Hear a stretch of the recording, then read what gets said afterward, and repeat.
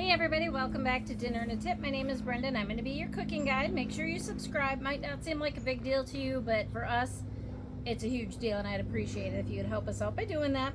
So the state fair is over, but it doesn't mean cheese curds have to be. So I'm going to actually show you, there's two different ways you can do cheese curds. You can do one with like a beer batter, and then there's the Culvers method. And today I'm actually going to teach you how to do the Culvers method. So we're going to start with 1 cup of flour.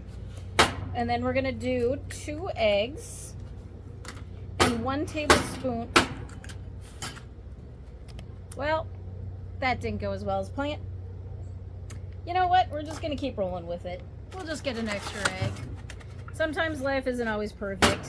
Cooking in a kitchen's kind of a hot mess, so there we go. Woohoo! We're rolling now. So, and next I'm going to go ahead and do a cup, or actually it's a tablespoon of milk, and we're going to go ahead and hit this with an immersion blender.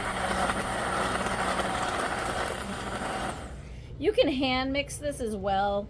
This way I just know I get everything mixed super well. So, and next we're going to do some Italian panko crumbs, probably like a cup full of that, and then we're going to go ahead and do some ranch.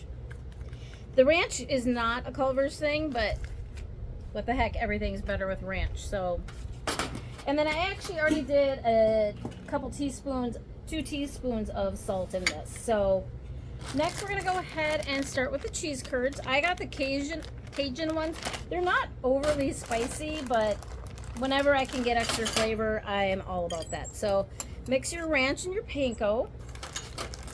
And then what you're going to want to do is just dip your cheese curds in the flour first.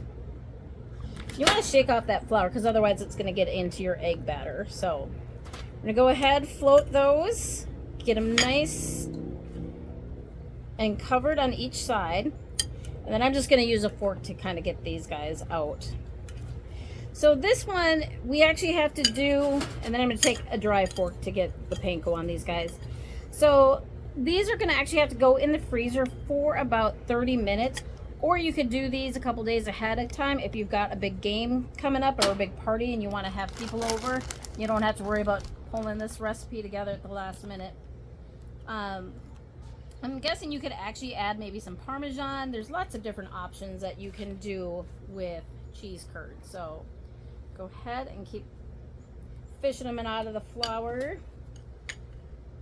So again, so we're just going to go ahead and dip these real quick into the panko.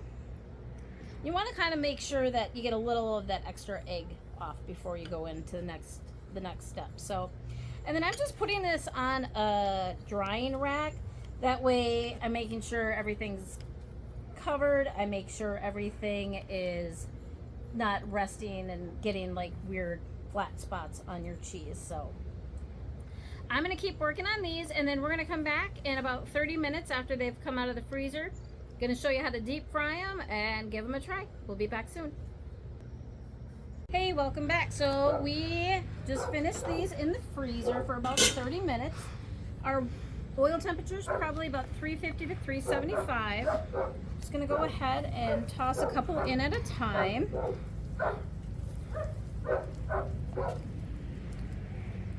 And so for these, I'm going to go ahead, once I'm done, I'm going to go put them on a cooling rack. I think it's a better way.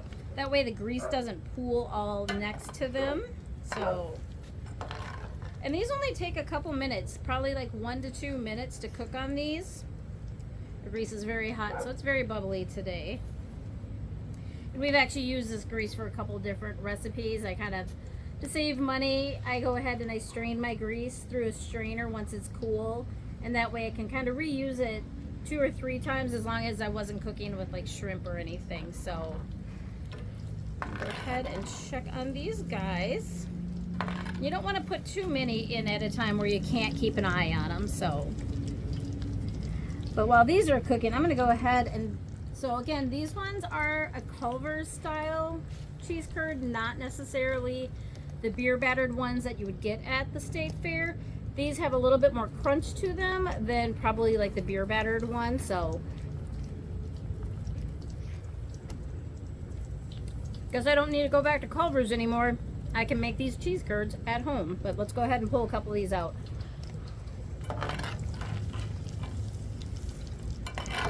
Yep, and they're getting to the point where they're gonna start oozing their cheese, so we don't want that to happen. So we're gonna go ahead,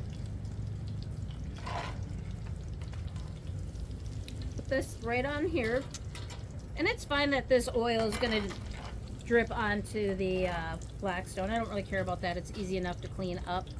Oh, you can see we had a little bit of a cheese explosion here. And again, whenever you're cooking with oil outside, please make sure the kids and dogs are away from you. This gets really hot.